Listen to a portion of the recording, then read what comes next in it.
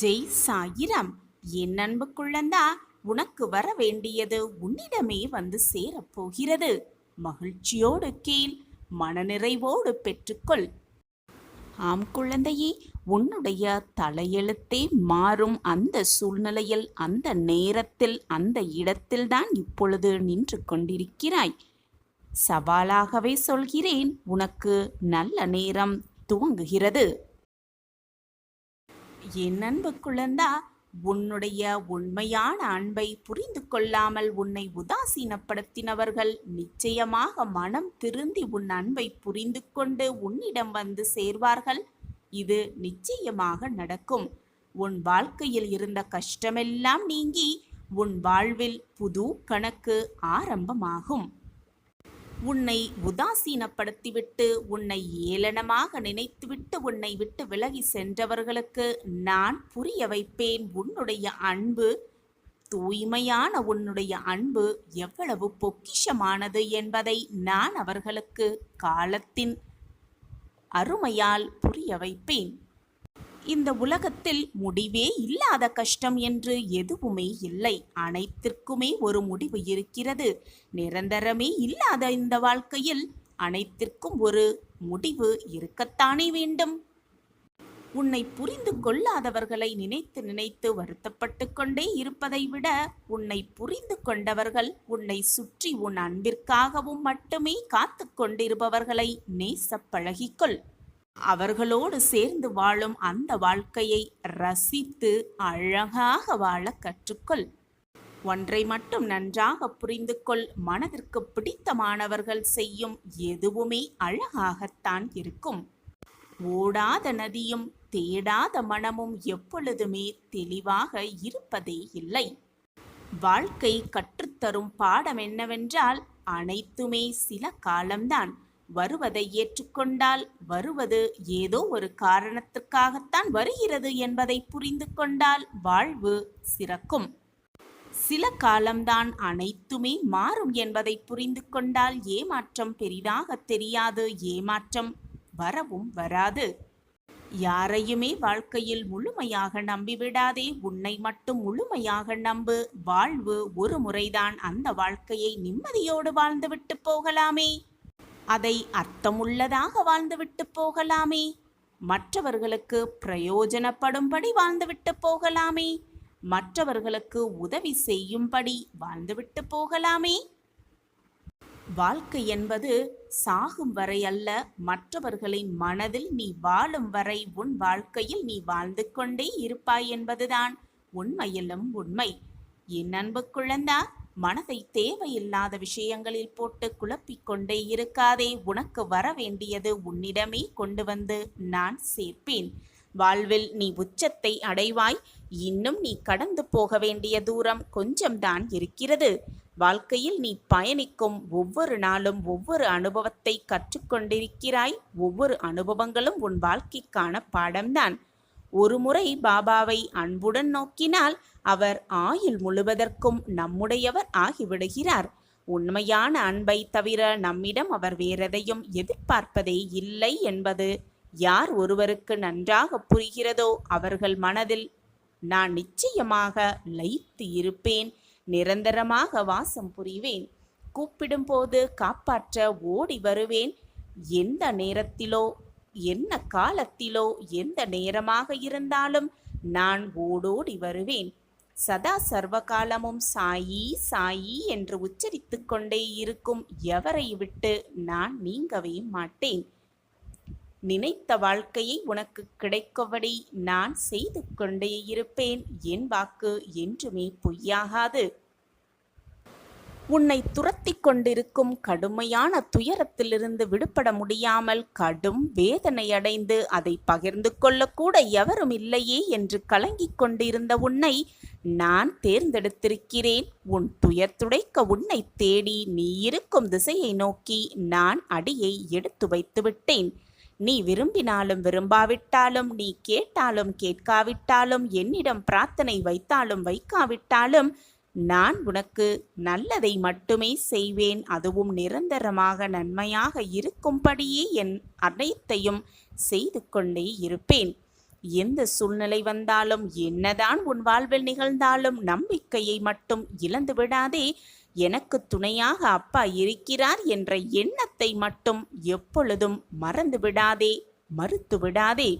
உன் வாழ்வில் ஆனந்தத்தை நிரப்ப நான் முடிவு செய்துவிட்டேன். உனக்கு வர வேண்டியதை உன்னிடம் சேர்க்க நான் முடிவு செய்துவிட்டேன். அதற்கான திட்டத்தையும் நான் தீட்டுவிட்டேன். உன் வாழ்வில் இருந்த கஷ்டங்கள், வேதனைகள், சோதனைகள் எல்லாமே உன் பூர்வ ஜென்ம பாவம் முடிந்தது போல முடியப் போகிறது. உன் புது கணக்கு தொடங்கும் தருவாயில் நீ இப்பொழுது நின்று கொண்டிருக்கிறாய்.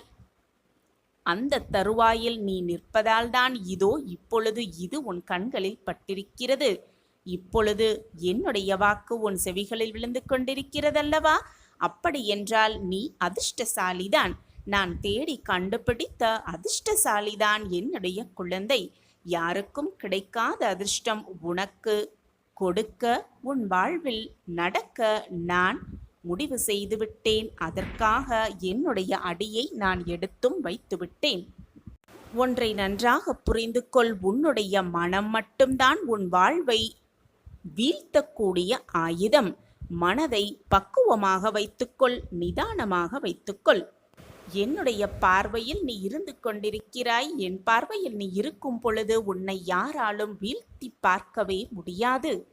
உனக்கு நீ நல்லவனாக இருந்தால் மட்டும் போதும். மற்றவர்களுக்கு நீ குற்றவாளியாக தெரிந்தால் அதில் உன் குற்றம் எதுவுமே இல்லை. ஏனென்றால் உன் மனதிற்கு நீ நல்லவனாகத்தானே இருந்து கொண்டிருக்கிறாய். பிறகு மற்றவர்களின் கண்களில் என்ன தெரிகிறது என்பது உனக்கு என்ன பிரச்சனை? இன்பம் வந்தாலோ துன்பம் வந்தாலோ மனம் விட்டு பேச யாருமே இல்லை என்ற சூழ்நிலை வரும் பொழுதுதான் தெரியும் உண்மையான அன்பு என்னவென்று, உண்மையான பாசம் என்னவென்று. எனவே உன் வாழ்க்கையில் இப்பொழுது உனக்கு கிடைத்திருக்கும் உறவுகளை சந்தோஷமாக ஏற்றுக்கொண்டு அவர்களோடு நிம்மதியான வாழ்க்கையை வாழ துவங்கு. உனக்கு கிடைத்திருக்கும் எல்லாமே உனக்கு அற்புதமாகவே கிடைத்திருக்கிறது. இனியும் அப்படித்தான் நடக்கும். நீ எதிர்பார்ப்பதற்கு மேலாக எல்லாம் உன் வாழ்க்கையில் நிகழும்படி நான் பார்த்து பார்த்து செய்து கொண்டுதான் இருக்கிறேன்.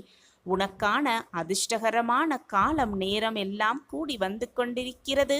நீ என் பிள்ளை. நான் தேடி கண்டுபிடித்த பொக்கிஷம். உனக்கு நல்லது நடத்தாமல், உனக்கு நல்லது செய்யாமல் வேறு என்னதான் வேலை இருக்கிறது எனக்கு? உன் சாயப்பா அனைத்தையும் பார்த்து கொண்டே இருக்கிறேன். சுற்றி பலர் உயர்ந்து கொண்டிருக்க நாம் எத்தனை உழைத்தும் அப்படியே இருக்கிறோமே என்று ஏங்குவது ஏற்புடையது அல்ல. உன் திறன் வேறு, மற்றவர்களின் திறமை வேறு, உன்னுடைய களம் வேறு, உன்னுடைய காலமும் வேறு. யாரிடமும் உன்னோடு ஒப்பிடாதே. உழைப்பை கைவிட்டு விடாதே. உனக்கான சமயம் வரும், உனக்கான நேரம் வரும், உனக்கான காலம் வரும். அதிர்ஷ்டம் உன் பக்கமும் வீசும். காலம் மாறிக்கொண்டேதான் இருக்கும். மாற்றம் ஒன்றே மாறாதது. நான் இருக்கிறேன். இன்பத்தை கண்டு பரவசப்படாமல், அதிகமாக பரவசப்படாமல், துன்பத்தை கண்டு துவண்டு விடாமல், அப்படியே துவண்டு சரிந்து உட்கார்ந்து விடாமல் உன்னை சமநிலையில் வைத்துக் கொள்ள பழகிக்கொள். அப்பொழுது எதற்குமே நீ கலங்க வேண்டிய அவசியமே இருக்காது. இந்த பக்குவமான மனநிலைக்கு முதலில் உன்னை கொண்டு வருவது மிக மிக கஷ்டமாகத்தான் முதலில் இருக்கும். ஆனால் முயன்று பார். முடியாதது என்று எதுவுமே இந்த உலகில் இல்லை. உலகத்தில் எதுவுமே நிலையானது அல்ல என்பதுதான் உண்மையிலும் உண்மை. நிலையாமை மட்டும்தான் இந்த உலகின் ஒரே நிலையான உண்மை. அந்த உண்மையை உணர்த்துவதும் தெளிவதுமான அனுபவமே நமக்கு வாழ்க்கை பயணமாகவே ஆகிறது. அந்த பயணத்தில் ஏதோ ஒரு கட்டத்தில் நாம் விரும்பியோ விரும்பாமலோ இந்த உண்மைக்கு நாம் ஆட்கொள்கிறோம். அதன் தாக்கத்தில், தீவிரத்தில் நாம் அனைவருமே செயலிழந்து நிதானமிழந்து தவறி மயங்கி நிற்கிறோம். அத்தகைய மயக்க நிலையை எதிர்கொள்ளவும் அதிலிருந்து மீளும் வழிவகைகளை நாம் தெளிவாக தெரிந்து கொள்ள வேண்டும். அதன்படி நம் வாழ்க்கையை நகர்த்தி கொண்டே இருந்தால் வாழ்க்கை அர்த்தமுள்ளதாகவும் அனைவருக்கும் பயனுள்ளதாகவும் மாறிவிடுகிறது. நிலை இல்லாதவர்களை நிலையானது என எண்ணி அதில் மனம் மயங்கி வாழ்க்கையை வீணடிக்காமல் நிலையான பேரருளை உணர்ந்து தெளிந்து அதன் வழி நிற்பதே நம் வாழ்க்கையில் நீ முன்னேறுவதற்கான வெற்றியடைவதற்கான மிகப்பெரிய ஊக்கமாகவே இருக்கும். கோபத்தை முதலில் குறைத்து கொள்ள பழகிக்கொள். எது வந்தாலும் மற்றவர்களிடத்தில் கோபத்தை காட்டாதே. நெருக்கமானவர்களிடம் காட்டப்படும் கோபமும் ஒரு விதமான அன்புதான் என்பதை புரிந்து கொள். எது நடந்தாலும், உன்னை சுற்றி எது நடந்தாலும், உன்னை விட்டு எது விலகினாலும், உனக்கு வாழ்க்கையில் என்ன நிகழ்ந்தாலும் எல்லாமே ஏற்கனவே தீர்மானிக்கப்பட்டதுதான். தீர்மானிக்கப்பட்டபடிதான் எல்லாமே உன் வாழ்க்கையில் இது நாள் வரை நடந்து கொண்டிருக்கிறது. இனியும் அப்படித்தான் நடக்கும். எல்லாமே இறைவனின் விளையாட்டுதான். கொடுப்பவர் அல்ல இறைவன், கொடுக்க வைப்பவரும் இறைவன்தான். இதை உணர்த்தும் விதமாக ஒரு சிறிய கதையை பார்க்கலாம். முன்னொரு காலத்தில் அரசன் ஒருவன் இருந்தான். அவனுக்கு பல நற்குணங்கள் பொருந்தியவனாகவே இருந்தான். கடவுள் நம்பிக்கை மட்டும் அந்த அரசனுக்கு இல்லவே இல்லை. ஒரு நாள் அந்த அரசன் நாட்டு நிலைமையை பற்றி அறிந்து கொள்ள மாறு வேடத்தில் நகர்வலம் சென்றான். அப்போது நகரத்தில் 2 பிச்சைக்காரர்கள் பிச்சை எடுப்பதை பார்த்தான். ஒரு பிச்சைக்காரன் கடவுள் பெயரை சொல்லி பிச்சை கேட்டான். மற்றவனோ அரசனின் பெயரை சொல்லி பிச்சை கேட்டான். அரசன் அவர்களிடம், இருவருமே பிச்சை எடுப்பதை நான் பார்த்தேன். ஒருவர் கடவுள் பெயரை சொல்லியும் மற்றொருவர் அரசன் பெயரை சொல்லியும் பிச்சை எடுப்பதற்கு காரணம் என்ன என்று கேட்டார் அரசர். அதற்கு ஒருவர் கடவுள் நம்பிக்கை கொண்ட பிச்சைக்காரன், இந்த உலகம் முழுவதையும் காப்பவன் இறைவன்தான். இறைவனின் அருளால் மட்டுமே ஒருவன் செல்வந்தனாக மாற முடியும். அதனால்தான் நான் இறைவன் பெயரை சொல்லி பிச்சை கேட்கிறேன் என்றான். மற்றொரு பிச்சைக்காரனோ, அரசே, இறைவன் கண்ணுக்கு தெரியாதவன். ஆனால் கண்ணுக்கு தெரிந்த விஷயம் அரசன் மட்டுமே. அரசனால் மட்டுமே ஒருவன் செல்வந்தனாக முடியும். அதனால்தான் அரசன் பெயரை சொல்லி பிச்சை கேட்கிறேன் என்றானாம். அரசர் இருவரையும் அனுப்பிவிட்டு தன்னுடைய அமைச்சரிடம் இது பற்றி ஆலோசித்தார். அமைச்சர் அரசனிடம், அரசே, முதல் பிச்சைக்காரன் சொன்னதுதான் சரி. இறைவன் அருள் இருந்தால்தான் அந்த உதவியை பெற முடியும் என்றார்.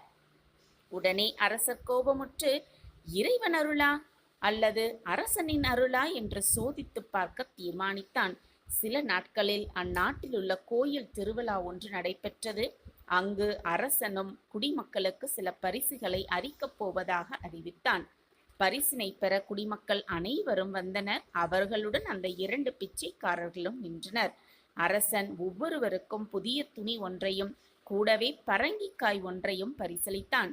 அரசின் பெயரில் பிச்சை எடுப்பவனுக்கு மட்டும் பரங்கிக்காயினுள் நகை, தங்க நகை, வைர வைடூரியங்களை வைத்து அந்த பிச்சைக்காரனிடம் கைகளில் கொடுத்தான். கடவுள் பெயரை சொல்லி பிச்சை எடுத்தவனுக்கு எல்லோரையும் போலையே துணியும் பரங்கிக்காய் மட்டும் பரிசளித்தான். சில நாட்கள் கழிந்தன.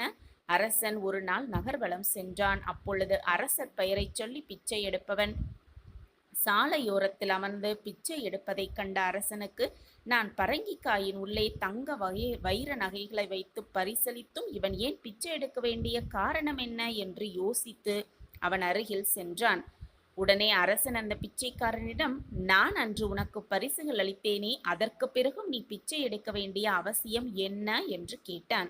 அந்த பிச்சைக்காரனும், அரசே, நீங்கள் அன்று ஒரு பரங்கிக்காய் பரிசளித்தீர்கள். அதை நான் 5 வெள்ளி காசுகளுக்கு ஒருவனுக்கு விற்றுவிட்டேன். அந்த 5 வெள்ளிக்காசுகளை வைத்து எத்தனை நாட்கள் தான் என்னால் உண்ண முடியும்? அதனால் மீண்டும் பிச்சை எடுக்க வந்துவிட்டேன் என்று கூறினானாம். அதை கேட்ட அரசன் கோபமுற்று, மூடனே, நான் உனக்கு பரிசளித்த பரங்கிக்காயினுள் தங்க வைர நகைகள் வைத்திருந்தேனே, நீ அதை பார்க்கவே இல்லையா? பார்த்திருந்தால் அறிந்திருப்பாயே என்று அவனை திட்டிவிட்டு நகர்ந்தார் அரசர். சற்று தூரத்தில் ஒரு செல்வந்தனை பார்த்தார் அரசர். அவன் இறைவன் பெயரை சொல்லி பிச்சை எடுத்தவன் என்பது அவனுக்கு புலப்பட்டது. அரசன் அவனிடம் சென்று, ஐயா, நீங்கள் முன்பு பிச்சை எடுத்துக்கொண்டு இருந்தீர்கள் அல்லவா?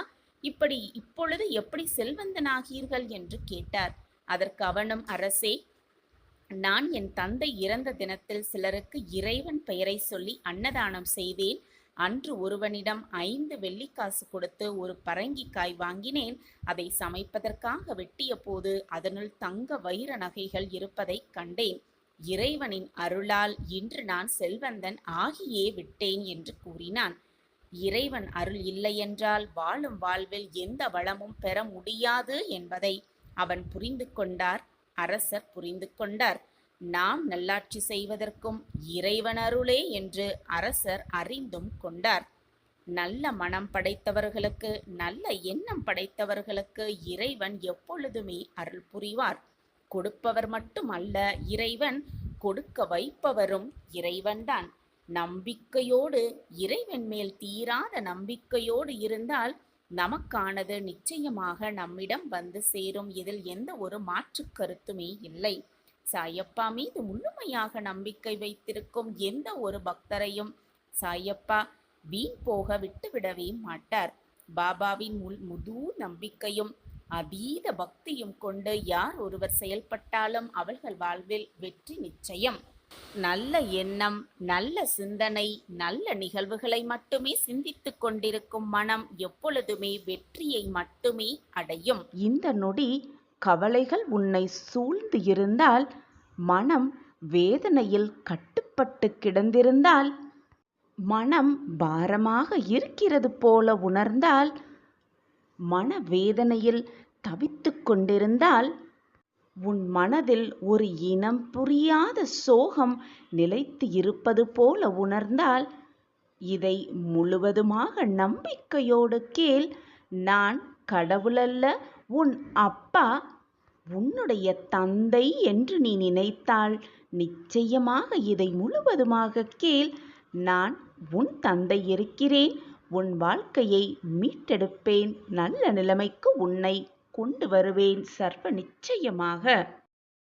உன்னுடைய குடும்பம் என்றும் சீரும் சிறப்புமோடு உன் சாயப்பாவின் பரிபூரண ஆசிர்வாதத்தையும் பெற்றுக்கொண்டு வளமோடும் நலமோடும் வாழும். வாளை போல குளம் தள்ளி தலை தோங்கும் உன் குடும்பம். கஷ்டப்பட்ட வாழ்க்கையெல்லாம் இனி வசந்தமாக மாறும் நேரம் நெருங்கிவிட்டது. பிறப்பு இறப்பிற்கு ஏற்பட்ட இடைப்பட்ட காலத்தில் அவரவர் செய்த கர்ம வினைகளின்படி பாவ புண்ணியத்தை ஏற்றுக்கொண்டு இன்பத் துன்பத்தை அனுபவித்துதான் ஆக வேண்டும். அவரவர் கர்மாவை அவரவர் அனுபவித்துதான் ஆக வேண்டும். கர்மாவிலிருந்து யாருமே தப்பவே முடியாது. உன் விருப்பப்படியே உன் சாய் தேவா வந்திருக்கிறேன் கண்மணி. இனி நீ போதும் போதும் என்று சொல்லும் அளவிற்கு உன் வாழ்வில் நன்மைகளை நிகழ்த்தப் போகிறேன். நீயே ஆச்சரியப்படும் அளவிற்கு பல நன்மைகள் உன் வாழ்வில் நிகழப் போகிறது. தேவையில்லாத சிந்தனைகளை மனதில் நிறுத்தி கொண்டு புலம்பிக் கொண்டே இருப்பதை விட என் காலடியில் அனைத்தையும் சமர்ப்பித்துவிட்டு அமைதியாக இருந்துவிடு. என் பாதத்தில் சரணடைந்துவிடு. என்னுடைய திருவடி தரிசனம் உனக்கு மன நிம்மதியை நிச்சயமாக கொடுக்கும் என் பிள்ளையே. துயரக் கடலிலிருந்து நான் உன்னை கரையேற்றுவேன். என் கைகளால் உன்னை இழுத்து கரையேற்றுவேன். இதோ நான் வந்துவிட்டேன் அல்லவா. வெகு விரைவில் ஒரு மகிழ்ச்சியான தகவல், ஒரு மங்களகரமான நிகழ்வு, ஒரு இனிப்பான செய்தியை உனக்கு நான் தருவேன். இது உன் சாயப்பாவின் சத்திய வாக்கேதான். நீ என்னை தேடி வர முடியாவிட்டாலும் நான் உன்னை தேடி வருவேன் என் குழந்தையே. இனி எதற்குமே நீ வருத்தப்பட தேவையில்லை. நான் இருக்கிறேன் பிள்ளையே. என் பிள்ளையே, எல்லாம் எனக்கு தெரியும் என்று குழப்பத்தோடே இருப்பதை விட எதுவுமே தெரியாது என்று தெளிவோடு இருப்பதே மிக நல்லது. எதற்கும் பயப்படாதே. உன் மனம் குளிருமளவிற்கு ஒரு நல்ல செய்தி உன் காதுகளுக்கு வந்து விழும். அதற்கு உறுதுணையாக உன் அப்பா எப்பொழுதும் உனக்கு துணையாகவே இருப்பேன். எல்லாம் மாறும், மிக அழகாகவே மாறும். உனக்கான ஒரு வாழ்க்கை உன்னை தேடிக்கொண்டிருக்கிறது. இதுவரை நீ காலத்தை தேடி இருந்த நாட்களெல்லாம் முடியப் போகிறது. அந்த நல்ல காலமே உன்னை தேடி உன் கையில் வந்து விழும் நேரம் நெருங்கி இருக்கிறது பிள்ளையே. சந்தோஷமாக இரு, ஆனந்தமாக இரு. நீ நீண்ட நாட்களாக என்னிடம் கேட்டுக்கொண்டிருக்கும் ஒரு விஷயத்தை நான் நிகழ்த்தி கொடுக்கப் போகிறேன் என்று அறிகுறியை உனக்கு நான் உணர்த்தி இருக்கிறேன்.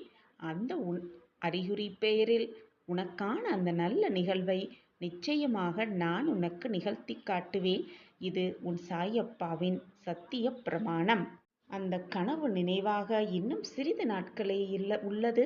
அது நிறைவேறும் வரை இன்னும் நீ சற்று பொறுமையாக காத்திரு. உன் அப்பா எப்பொழுதும் நான் உன்னுடன் தான் இருப்பேன். உனக்கு பிடிக்காத விஷயம் என்று நடந்தால் அந்த நிமிடம் என்னுடைய நாம ஸ்மரணத்தை உச்சரித்து கொண்டிரு. உன் மனது சிறிது லேசாகும்.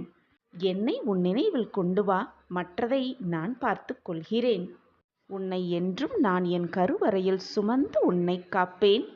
உன் மனதில் இருக்கும் அனைத்து எதிர்மறை எண்ணங்களையும் அழித்து காட்டுவேன் உன் சாயி தேவா. நான் நன்றாக இருப்பேன். நான் நினைத்த லட்சியத்தை அடைந்தே தீருவேன். வாழ்க்கையில் வெற்றி பெற்றே தீருவேன் என்று முதலில் உன்மேல் நம்பிக்கை வை. நல்ல எண்ணங்களையோடு இரு. நல்ல சொற்களை மீண்டும் சொல்லிக்கொண்டே இரு. உன் எண்ணம் போல், உன் நம்பிக்கை போல், உன் சொற்கள் போல் உன் வாழ்க்கையும் அப்படியே ஆகிவிடும். உன் வாழ்வில் அமைதியும் சந்தோஷமும் மங்களமும் நிகழ உன் சாயப்பா நானே பொறுப்பு. குழந்தையே, உலகம் எப்படி ஆயினும் இருக்கட்டும், இருந்துவிட்டு போகட்டும். உன்னை யாரும் வெறுக்கட்டும், வெறுத்துவிட்டு போகட்டும். அதீதமாக விரும்பட்டும், எல்லாம் மாயையே. உனக்காக கவலைப்பட, வருத்தப்பட, வேதனைப்பட, நல்லது நினைக்க உன் சாயப்பா இருக்கிறேன் என் பிள்ளையே. வேறு சிந்தனை என்பது உனக்கு வேண்டவே வேண்டாம். என்னை நினைத்து கொண்டிரு. எப்பொழுதும் என் நாம ஸ்மரணத்தை உச்சரித்து கொண்டே இரு. அனைத்தும் நல்லதாகவே நடக்கும். நடப்பது அனைத்தும் நன்மையாகவே இருக்கும்.